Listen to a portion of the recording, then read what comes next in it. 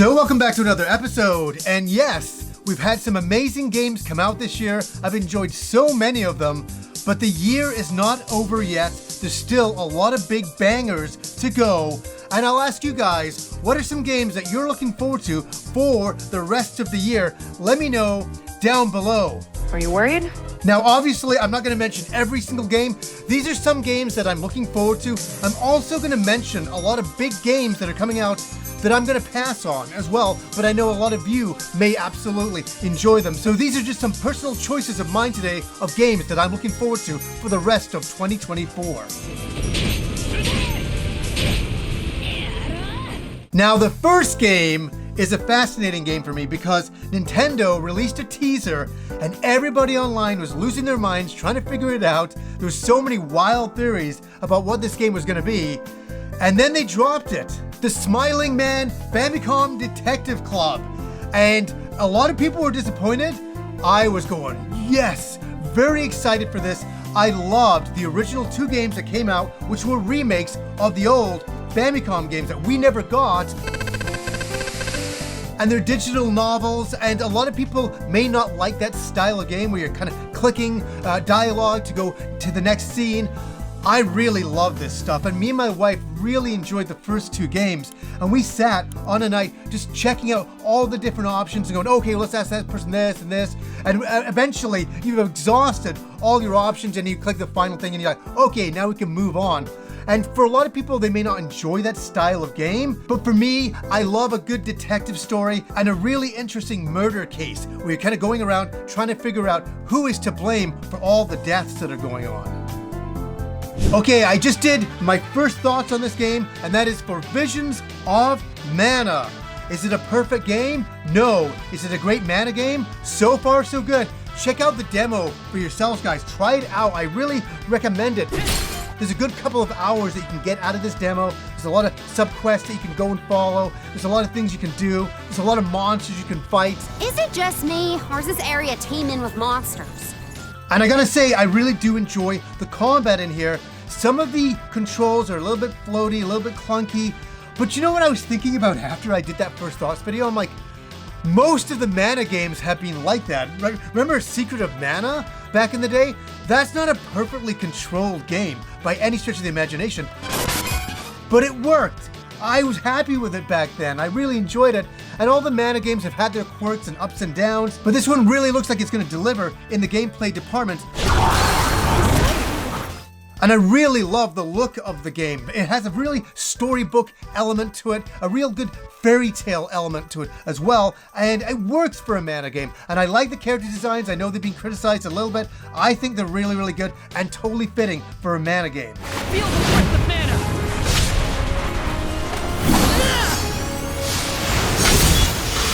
I won't lose!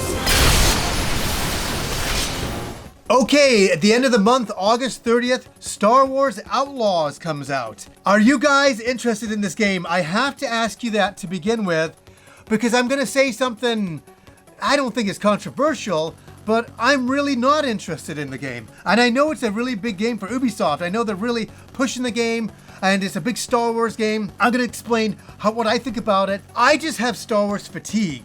I really do. For anybody who has watched the channel, I've really tried to enjoy Star Wars over the years. I loved all the original movies. I saw them in the theaters.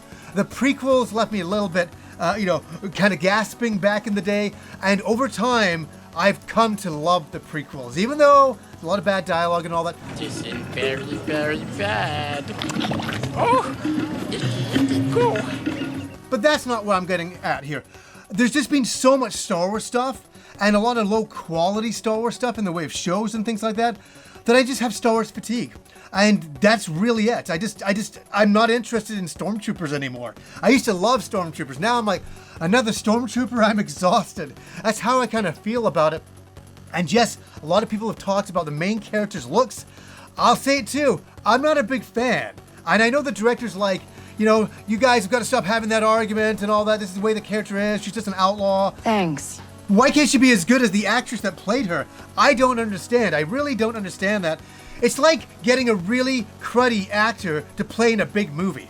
It really is. Like somebody you don't like. It's like getting Woody Allen to star as Iron Man. that's kind of it, right? That's where I'm kind of at. And the main character is somebody that you're supposed to enjoy playing. And this character's like, nah, I don't really think I want to play as that character. And that's okay. There's been a lot of Star Wars games in the last few years, and I've kind of missed out on a lot of them. I kind of pushed them all off. It's strange what's happened to me. What are you guys thinking? And I'm not being a hater on the game. If any of you guys want to go enjoy Star Wars Outlaws, please do enjoy it. And if you still enjoy Star Wars, that's all the power to you. But for me, got a bit of fatigue. We need to leave. Yeah, no kidding. Now, this next one is an interesting one because I'm always looking at these games over the years, and I'm always like, I'm gonna get this game, I'm gonna get this game. And I never pick it up. You know, by Games Workshop created the original Warhammer 40,000, and back in 1988-89, me and my friends loved this game. We always played it. I couldn't afford all the miniatures back then. My friends all had them. They were great painters as well. But I love the world. I love the imagination. I love the world building of Warhammer 40,000. Thought it was amazing. And there's been quite a few games over the years, but this game really has captured my imagination. And that is for Warhammer 40,000 Space Marine 2. I didn't even play the first one. You know, but I'm looking at this, running around the world, taking on all the enemies, and just shooting hordes and hordes of enemies. I'm like, that is awesome. The graphics look really good, and it just kind of makes me want to go into the Warhammer universe. But it's funny with these games, I always look at it and say, I'm going to play this game, and then I don't pick it up. It's one of those strange things. In his name, I will fight! Okay, here's a blast from the past. Lollipop Chainsaw is getting a remaster. It's called Lollipop Chainsaw Rebop. And I saw this, and I was quite happy with it. It's really interesting for me. It was one of the first games that I played early. And how I mean is that I went to PAX back in the day in Seattle, and I was walking around with my video camera, just filming in general. This is kind of the early days of my YouTube show. And they had a huge lineup for people who wanted to play Lollipop Chainsaw when it first came out. And I was kind of fascinated by it. And so they're like, oh, you have a camera? I'm like, yeah. They're like, oh, do you have a YouTube show? I'm like, yeah. I was like, so like naive back then. They're like, do you want to play our demo? And I'm like, sure. And I played it, and I fell in love with the game. I love the main character. I love the zombies. I love the humor of it all. And I even have a special edition right over here that was given out to the press back then. I had to order it off eBay. They never gave it to me. But I remember playing that game and thinking, I really like this, and I bought it the day it came out, and I really, really enjoyed it. So a remaster is really great. My only concern, and this is my concern with a lot of things these days, don't censor the game. Don't censor the game. I think they said, hey, you know, we're not planning on censoring it, but you never know. I think I read something like that. I'm like, don't censor the game. And I think the game is actually getting released September 12th now. They bumped up the release date on it. Are any of you guys interested in this remaster? Did you play the original game when it came out? Now, here is another interesting game. There's not a lot of big Nintendo games this year. There's not a lot, but this game was announced, and people were some people were shocked by it. I was taken back, but it wasn't unexpected. And that is for The Legend of Zelda Echoes of Wisdom. Yes, you get to play as Zelda in a Zelda game. Isn't that amazing? And I think a lot of people were like, where's Link? Where's Link? Let me say, rest assured, this was a game that was a long time coming. I've said it, that it would be really cool to play as Zelda in a game. And don't worry, when the Switch 2 comes out, you'll get another Legend of Zelda game with Link as the main character. They're not changing that. Why would they break that winning formula? I think they're just experimenting and doing it like a kind of a side game. And I gotta say, it looks charming, running around the world, like copying certain items, you know, using them as echoes to create your way through the world. My wife and I looked at the game afterwards, and she's like, I really want to play this game. I really want to play this game. And I'll say something, she's never played a Zelda game before. You know, it's Link. She's like, oh man, that like's too frustrating. I get so annoyed by it, like, because of the, you know, sometimes the action combat of it. And some of the platforming elements, that's not really her thing. But she saw that game, she's like, oh, that looks really charming. That's like something I could play. And I was like, well, that's cool. So I think Kim, my wife, she's gonna play that game when it comes out, and we'll do some first thoughts on the game, and we'll do some games we're playing and probably talk about it then. Now also on the horizon is a Silent Hill 2 remake. And my friend Rob loved the original game, and I haven't talked to him what he thinks about this new remake. I'm sure he'll be excited about it because he loved the original. I'm gonna be honest here, it's one that I'm probably just gonna pass up on. It's a fascinating thing. I never got into the Silent Hill series the way that a lot of other people did. I loved watching my friends play the game, and I thought they were cool, and I kind of liked all the fog in them and getting lost and the eeriness of it. I love that. But I don't know if it's particularly my style of game, and especially this remake, but you never know. I'll wait for some of the reviews, even I'll sit back and wait for the reviews on this game, because I know a lot of people were complaining about the female character in this one as well, not looking very good compared to the original. See a fart face! Laura! Now, yes, going into October, there's quite a few games that are coming out that are kind of crazy. October's a crazy month because we have Fantasy Life, The Girl Who Steals Time is coming out. And my wife, again, oh my God, she's always been asking me, when's that next Fantasy Life game coming out? When's that next Fantasy Life? I'm like, I don't know. I don't think it's coming out this year because I know she'll be super into that. You know, playing all of the characters, doing all of the crafting and all that stuff. I remember her playing that game before. It felt like a lifetime she was playing that for. But it is coming out, and I know she'll really look forward to that game. Now, October 11th, a really big game comes out. For me personally, one that I've been super hyped for, and that is for Metaphor Ref Fantasia. Yes, that game is coming out, and I made an entire video about my hype for it and how I felt that there was a lack of hype for such a big title by Atlus. I mean, everybody knows like the Shin Megami Tensei series now and Persona, especially Persona, everybody seems to know that more than even the Shin Megami Tensei series. They all know those games, and Atlus is creating a third pillar, and they want Metaphor Ref Fantasia to be that pillar. And I gotta say, I love it from what I've seen, from the music I've listened to, from the combat I've seen, from the world building. I said on record in that video that I feel the game has a lot of culture in it, meaning that it's borrowing from so many different cultures to create something very unique. And Atlus does that in general with the Shin Megami Tensei series and the Persona series, where they're taking different things from around the world and combining them, and I gotta say, they always knock it out of the park with their designs, with the look of the world. I'm very excited about this game, and it's my most hyped game of the year, that is for sure. Now, there's also another little game that's coming out that there's no hype for at all. You think Metaphor Ref Fantasia doesn't have any hype? That has a bit more hype than this one does, and that is for Romancing Saga 2, the remake. Yes, they're taking the original Romancing Saga and doing a remake on it. And what do I think about it? To be honest with you, I hadn't really delved into looking at a lot of it. But it's an RPG, it's a Romancing Saga game, and it's one that's on the radar for sure. And I'm like, this looks pretty cool. Like, I love my RPGs and things like that. And I'm gonna, as it gets closer to it, delve more into it and see what this is actually gonna offer in the way of gameplay and all that. I remember seeing some initial movies and I thought it looked pretty cool. But are any of you guys picking that up? It's such a game that's so under the radar, especially with all of these other games that are coming out. Feel the pain!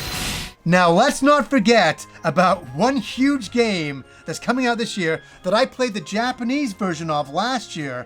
It's finally coming out. A lot of you are hyped. Please be hyped. I am hyped. And that is for Ys 10 Nordics.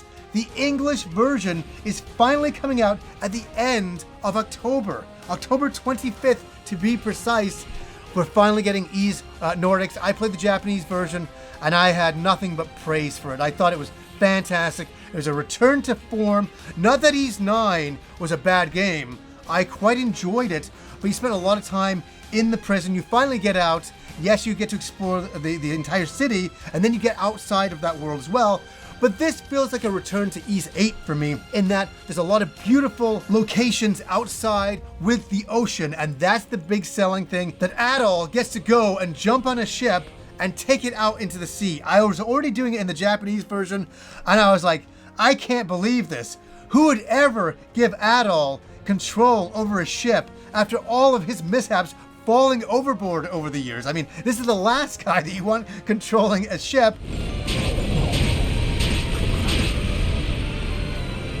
But I hope everybody turns out for Ys 10. Let's all turn out and pick it up and support Ys in this country. You know me, I love the Ys series and I will promote it till the day I leave this world because I love the Ys series. It's meant so much to me over the years, and I'm still glad in 2024 we're still getting Ys games, and I'm very, very proud of that from Falcom, and I'm looking forward to playing Ys 10 in English.